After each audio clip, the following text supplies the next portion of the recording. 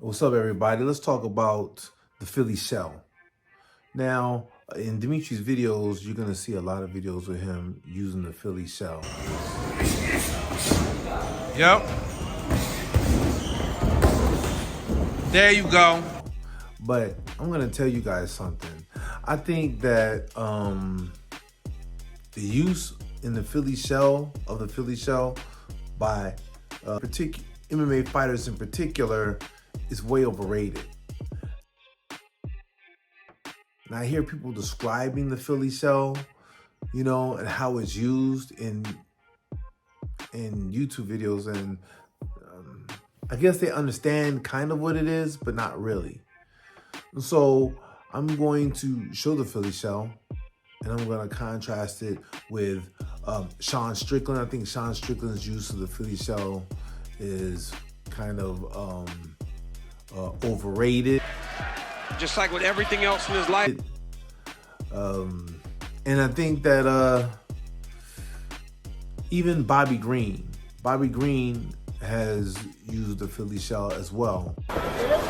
You know, Joe, Bobby Green does a lot of shoulder rolling. And my amateur fighter, Dimitri Grover, kind of uses it correctly against, I think, higher level boxing. There you go. Use that defense. Make it perfect. There you go. Yeah. And yeah. So I'm going to show you this, and we're going to get into this. So let's talk about Bobby Green's use of the Philly shell. Bobby Green's use of the Philly shell is relatively undisciplined. And what I mean by that is his hands are dropped down.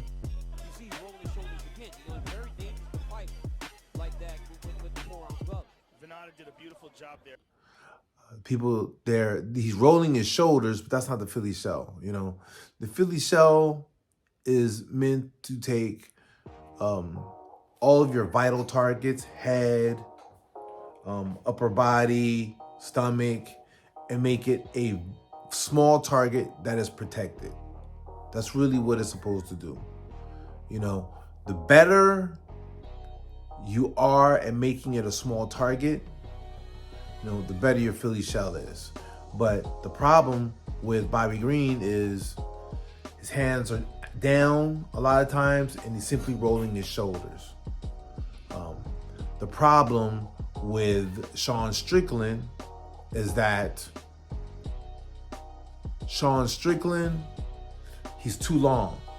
His head is up in the air, right? And his hands are usually right here. That's not a good Philly shell. But it works. A lot of MMA fighters, as far as boxing, a lot of them are remedial. And that's just the truth. When Sean Strickland fought Israel Adesanya, first of all, Israel Adesanya was at a disadvantage because he was unable to land the jab. I think he even said in part of the fight, I can't find my jab. The problem was that Israel Adesanya couldn't get nothing going because he couldn't find his range. I'm not exactly sure why. I'm not privy to everything going on in his head, but he was not able to find his range. And as you can see, he didn't get off any jabs. Forget being parried and blocked. He just really didn't get them off. In order to supplement his lack of a jab or establishing a jab, he tried to use low leg kicks. But then Sean Strickland's legs are hard. He's a tough guy. He checks leg kicks. You can't, after a few checks, you feel like, oh my God, okay, I'm not going to break this guy down like this. But it wasn't this great Philly shell that's on the level of Floyd Mayweather or whoever. Israel Adesanya just couldn't find his jab. And again, his chin is too high, up in the air, this, you know.